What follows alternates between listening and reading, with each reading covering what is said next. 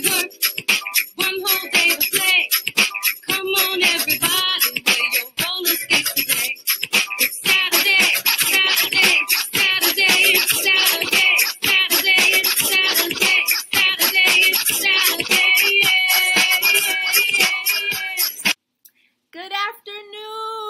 Happy Saturday. Welcome to episode 3 of Career Exploration Saturday. Real conversations with real people about real jobs. So listen, the feedback has been absolutely positive.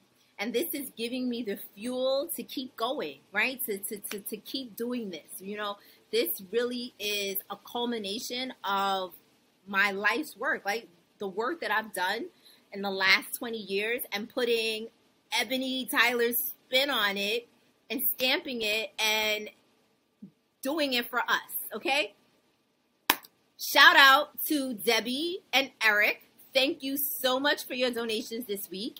And you know, collectively, all of the donations that I've received, I've been able to launch liberatedsuccess.org. That's the website. So if you have ever texted me, emailed me, called me, and said, like, Ebony, do you know where I can get this for my kids? What do you think about this? This is where I am housing all of those resources. All the resources that I come across that floods my inbox, I'm putting it up there for you, okay? liberatedsuccess.org. It's for us, okay? This is a place where we can go get resources. This is where all of the career exploration Saturday videos are going to be posted. I mean, they're also on the socials, but sometimes you can't find those things, right? This is also a place where you're going to be able to find the services that Liberated Success is offering, okay? This summer, everyone's home. The kids are not really doing much. You know, I'm offering career exploration counseling services for your kids, right? So that we can start developing a plan of action, right? We don't need to wait until senior year to have a plan of action. We can start now with developing a plan of action for our kids' career, okay? So I am taking on new clients. Sessions are $75 per session, and these are remote. So you can be anywhere in the country and still have access to me and my knowledge and the resources that I have. And I want to work with us, right? I want to grow liberated students, liberated children who make liberated career choices. So this week, I was so fortunate to sit down with my friend Nicolette. Nicolette is a fellow Midwood Hornet. Go Midwood! And she sat down to talk about her journey from Midwood High School to New York City Tech, to becoming a massage therapist, to being a podcaster. Listen, everybody wants to be a podcaster, right? There are podcasts about everything. And Nicolette dropped some real jewels on how to become a podcaster for free. For free. For free 99. Yes, it's up there. So listen, take a listen. Listen to the entire podcast, podcast. I'm already thinking about podcast. Watch the entire video because at the end, she really gives some really great advice to young people and even just to adults on how to make that next move, what you can do for yourself for your next career move. All right? Take a look. Good afternoon. I am here today with my friend Nicolette. Nicolette is a graduate of Midwood High School. Go Hornets! She attended New York City Technical College, a CUNY college in Brooklyn. Her major was architecture. After completing 1 year, Nicolette worked at a chiropractor's office where she met an incredible massage therapist who shared some information on how to become a massage therapist. Nicolette attended and graduated the Swedish Institute in New York City while working as a receptionist at Mount Sinai Gynecology Department. Upon successfully passing the licensure exam, Nicolette had a great opportunity to become a therapist trainer for a hotel and spa in Tokyo, Japan, where she lived and worked for under a year. Upon her return to New York City, Nicolette worked at a luxury Union hotel for 16 years. fast forward, Nicolette is now 40 years old with a husband and 2 adorable daughters. They're so cute. Aww. And she is a podcaster. Her podcast, Definitely Not For Everyone, is a conversation about politics, religion, relationships, love, and sometimes sex. Actually, a lot of times sex. Nicolette's future goals are to learn how to become an electrician, plumber, and welder, and of course, to grow her podcast. Welcome, Nicolette. Thank you so much, Ebony, for having me. This is a great opportunity, and I'm so grateful that you asked me to come on today. Yes, I want to know. I want to hear about your story, but I always start all of our conversations with, tell me about your 16-year-old self. And inside scoop, everyone, me and Nicolette went to the same high school, but reconnected as adults. Midwood. Yes. Oh my God, Ebony, my 16-year-old self. So when I saw this question, I was like, I don't remember, but I realized it's more like I didn't want to remember my 16, 17, 18-year-old self. And specifically in regards to like finding a career and what I'm going to do in my future, that was nowhere on my radar at 16, 17, and 18, to be honest with you. When I went to Midwood High School, it was about cutting class, being with my boyfriend. I barely graduated. SATs were horrible. Mm-hmm. I wasn't even trying to look at my future at all. It was all about the present. So then how did you get from Midwood to City Tech? How did you get there? So, like I said, I truly barely graduated. My counselor at Midwood High School was amazing, Mrs. McGovern, and she really helped me during our last semester at school to get all the credits that I needed to be able to graduate with my class, right? And so once I was able to establish that and get that, I was able to go to New York City Technical College. And as you know, or as a lot of people who are listening might know, I come from immigrant parents. So my mom's Japanese, my dad is Guyanese. They came to the U.S. And if you know that type of culture, like what are your options as children? What do your parents tell you? They tell you can be a lawyer, a doctor, or an engineer, right? And so I didn't have choices like that. And instead of those, though, I chose architecture, which I figured I love drawing. Let me do something along those lines where it's something that I love, but it's also acceptable to the family. So New York City Technical College was the way to go. It was affordable. It's a CUNY school. They didn't really ask too much in terms of grades at that time. So they accepted me. But dude, like even then, I started really well the first semester. Like I was going strong. I was like, oh my God, I'm in college. I can do this. High school is behind me. And 2 things happened. I realized that it wasn't as creative an environment or a job if I were to become an architect as I had originally thought and wanted it to be. And also I started working around that time. And that money, when you're living with your parents and you're getting money from work, it's like so appealing. Yeah. You know what I mean? You end up being like, why do I have to go to school? I'm getting paid a paycheck. Right. So yeah, that was my 16, 17-year-old self and how I got from Midwood to New York City Technical College. So you worked? Yeah, I worked. And during that time you met a woman. So yes, thank you for that, Ebony. So I worked, and then I ended up leaving that position to find another position at a chiropractor's office. Mm-hmm. By that time, I had totally dropped out of City Tech, right? Okay. So I was just solely working. I was working at this chiropractor's office, and I met this beautiful Black massage therapist.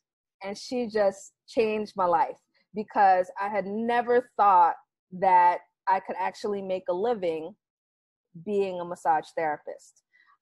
She worked on me a little. I asked if I could work on her shoulders so I could show her my technique.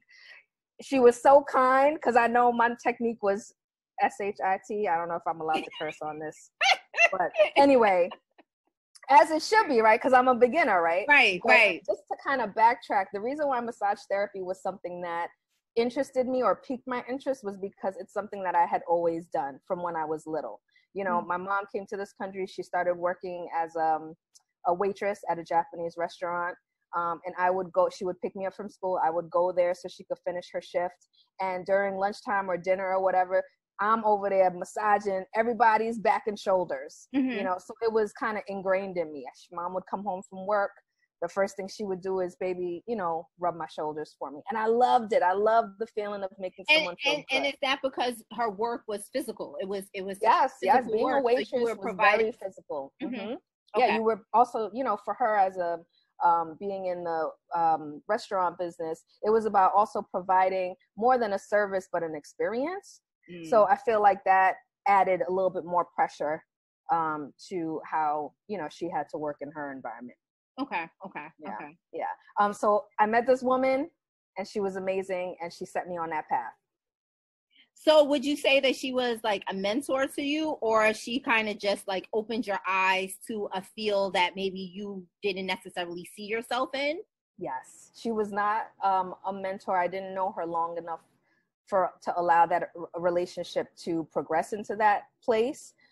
She was definitely, as you said, she was that like guiding light. Is that a right way to maybe say it? Yeah, I mean, she the one who opened my eyes. Yes. Yeah, definitely.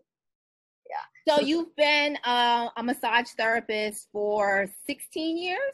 I've been a massage therapist for 18 years. Okay. But I've been at the current I work at a luxury hotel in Midtown, and I've been there for 16 years. Okay.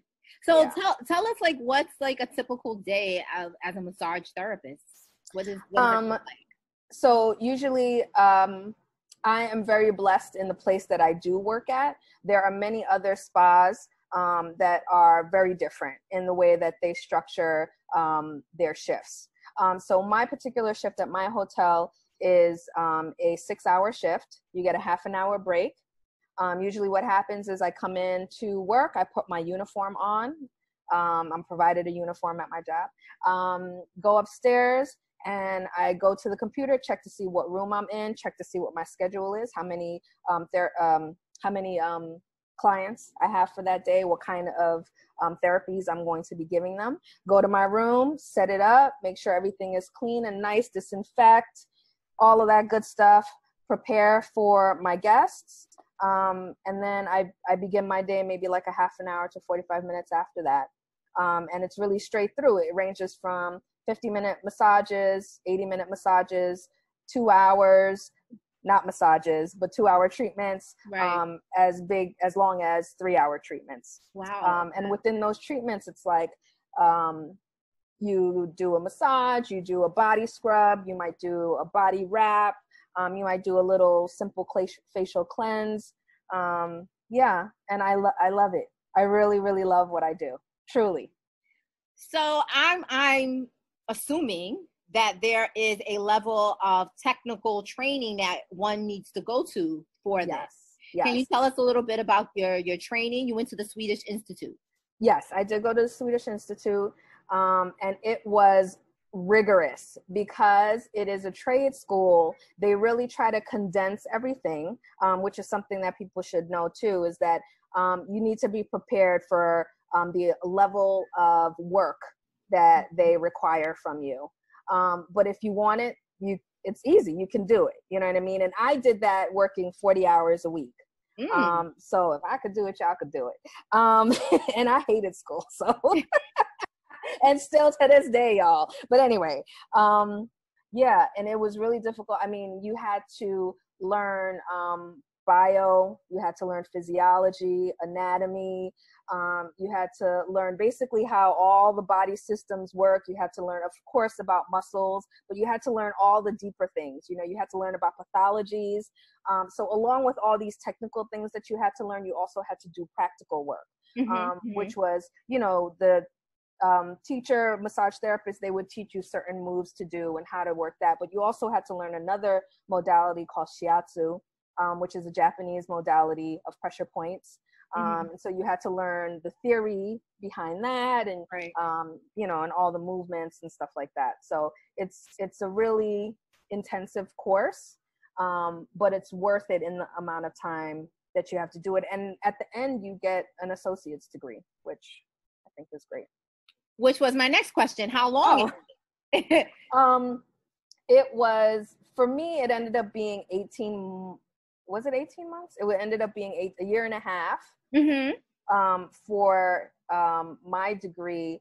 But I think that they might have changed it since I graduated so long ago. So I believe it's a two-year course. So you're telling me that in 2 years, you can get an associate's degree and have a hard skill that is transferable to any location, right? Because massage therapy is not unique to New York City.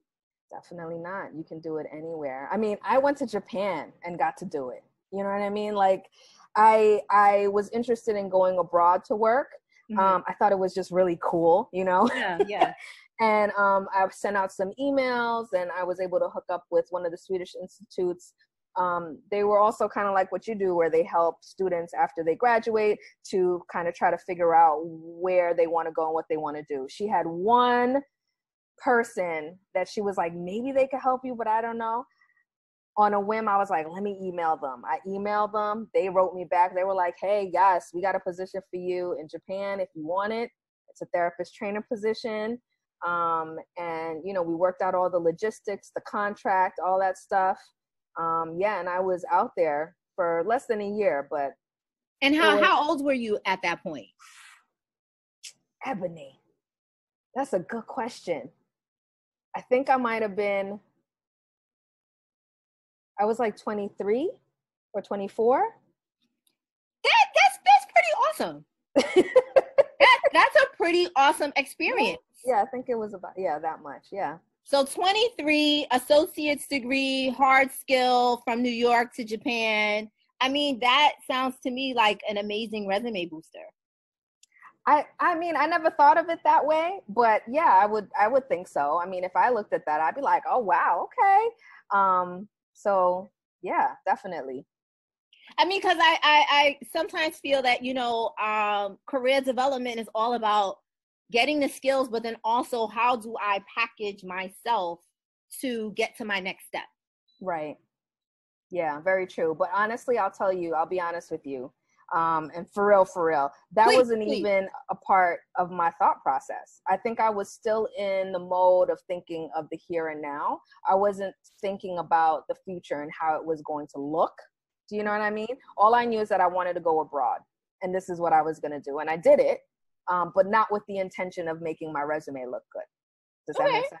No, yeah. I agree with that. I can see that, because I feel like back in the 90s, or maybe we didn't have that that insight that it's more about a resume booster. But I think now in the 2000s, definitely, especially in the educational space that we are in, is all about packaging children and packaging young people for career, right? Yep. And I think also now, in terms of finances and how the world is changing, the student loan, you know, situation, student loans are a scam, right? It totally is that we really need to be instilling in young people a sense of, you need a skill. Yes. How are you going to take care of yourself? Because unless you, you know, have a trust fund or don't need to work, you know, you want to have your education be some type of investment so that you can have a livable wage. It's very true. Yeah. One thing I do want to say about massage therapy, and I know you were probably going to also bring it up too, was like, with massage therapy, usually you only get paid when you work on someone. Okay. So you're lucky to be or get to be in an environment where you might get minimum wage if you're not working, right? Okay. But the normal is, for a massage therapist, is the more clients you have, that the more you get paid. And usually the rate that is the going rate now is $45 and up for a 50 to an hour massage, right? Okay. And that's without tip. And usually that's the criteria, is when you go get a massage, you also usually try to leave, you know, like a 20% gratuity. So just so people have an idea of like, you know, what the potential could be. No, that's good. Thank you for bringing that up. So, your position is in a corporate space, so you're more salaried? No, actually, it is a corporate space, but how we get paid is we have the minimum wage, a base salary. If we happen to get booked with a client, that minimum wage goes away, and we get the what is it called? The bulk amount of the money, if that makes sense. Okay. So for me personally, because I was one of the first therapists to work at this particular establishment, and because I'm union, which is also a rarity in our business, I would typically make like $75 for 1 hour of work that I do. Got it. Yeah. Now, final question about massage therapy, because okay, we also have to fast forward to podcasting. Okay. How has life changed in the Rona? Girl, so much. So right now, during the Rona, people are really unsure about what is okay and what is not okay, and how much time is okay to be in a space with another individual. And that really feeds into what I do, or I should say it takes away from what I do, because, you know, I'm in that room with one other person for 50 minutes or longer. So right now, things are really questionable. Okay. You know, my hotel keeps pushing back their opening date. It was the end of July, but now it's September. And so, yeah, I don't really know. I do have hope that everything is going to return to a semblance of normal, maybe not the normal that we knew, but definitely something close to it. Mm-hmm. I feel that in terms of a business, that even now more than ever, people need that loving touch. People need to have their bodies worked out and you know, and to have that one-on-one time with somebody. And I think that people crave it. So I do think that the career that I've chosen and as a massage therapist is still going to be lucrative in the future. Okay. All right.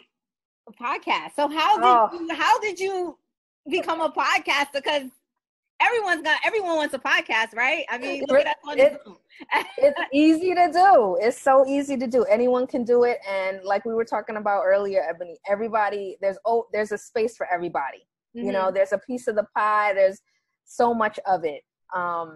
Yeah. So to answer your question, I love podcasts. I started listening to podcasts a while back, and I started with a podcast called Risk.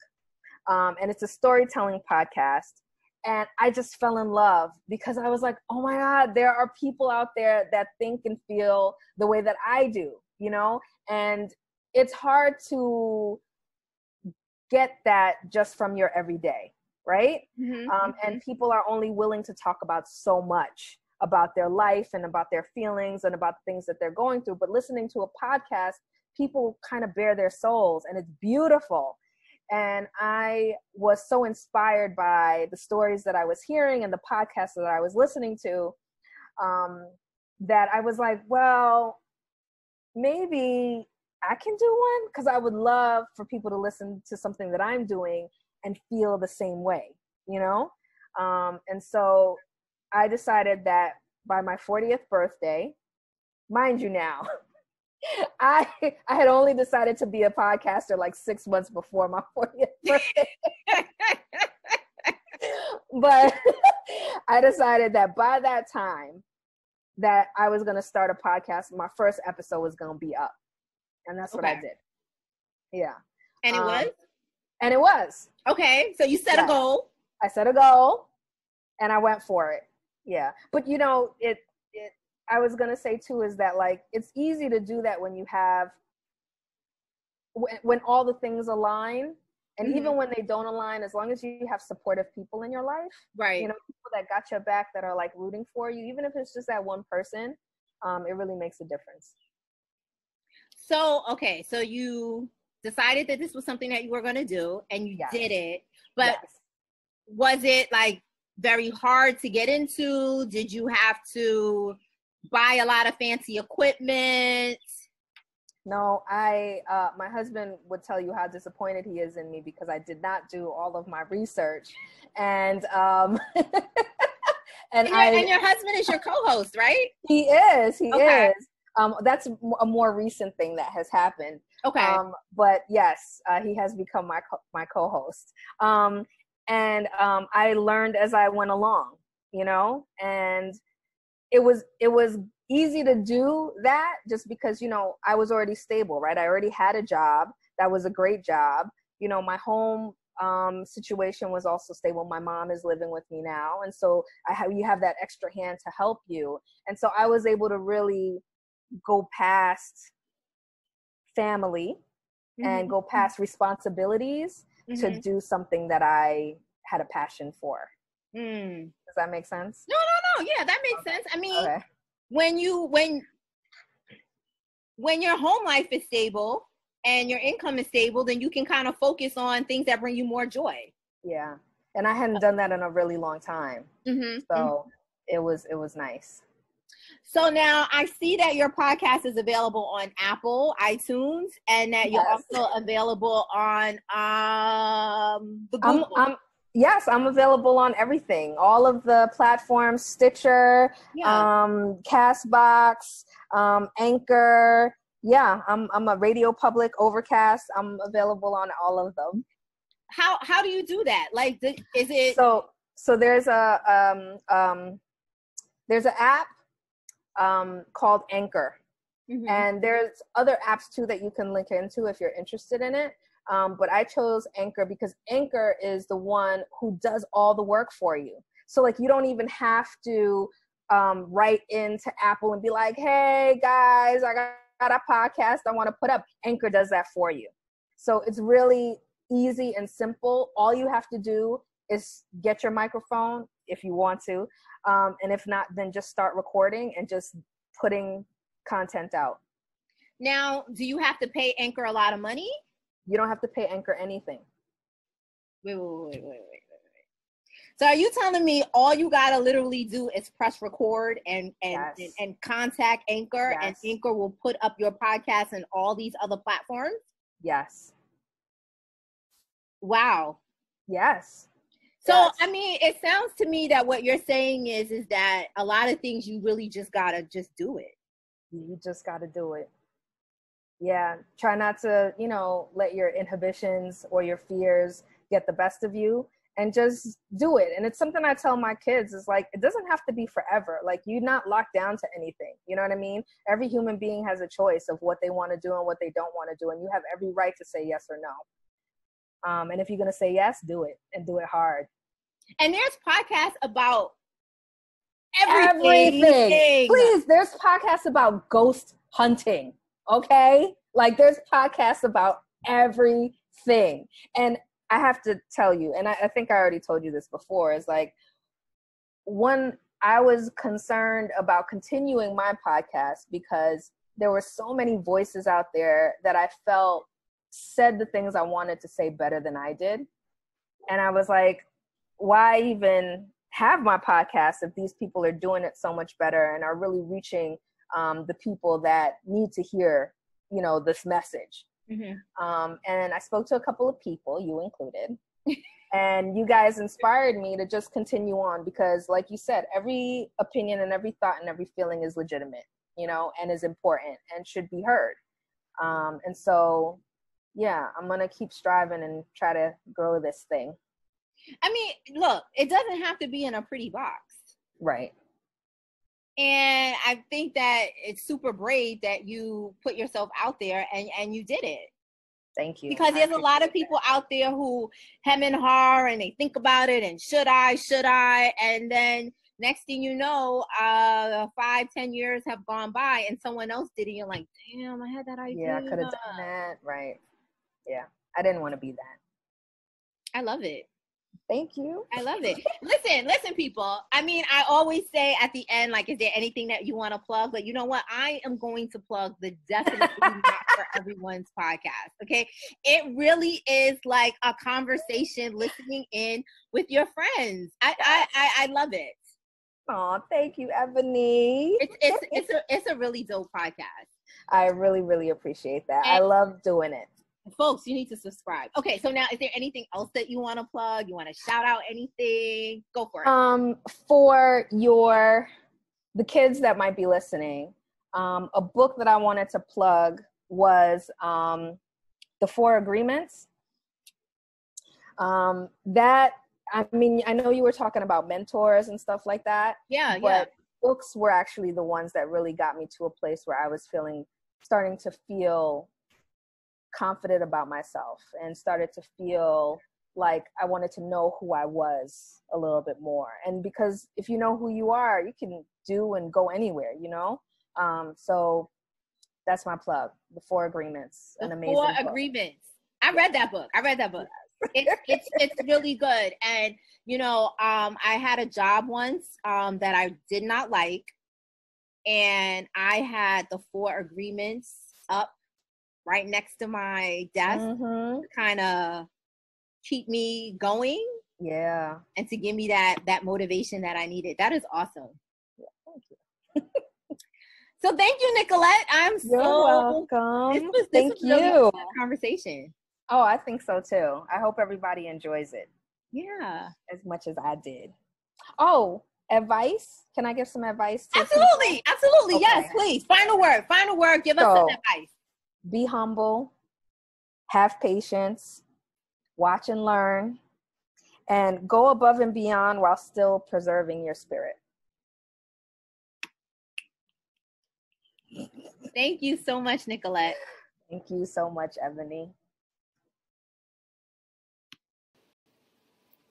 Tell me that wasn't a really good conversation with Nicolette. I mean, podcasting? So easy. Massage therapy? Wow. 2 years. 2 years at a vocational trade school, and your kid can have an actual skill, right? And be able to find employment. And that is what liberated success is all about, right? Understanding and embracing that there's so many different ways to be successful. And we don't have to follow one model to find career success. All right. So check out the website, liberatedsuccess.org.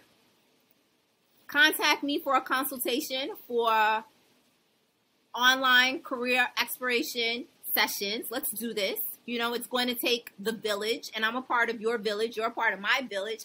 Let's get this done. Okay. Enjoy your Saturday. Thank you for your donations. As always, you know, the link is in my bio. If you're watching this on Instagram, if you're watching this on Facebook, you know the link is the first comment. You know that if this is on Twitter, the link is a pinned tweet. Enjoy your Saturday. Wear your mask, wash your hands, socially distance, and all Black Lives Matter. See you next Saturday. Bye.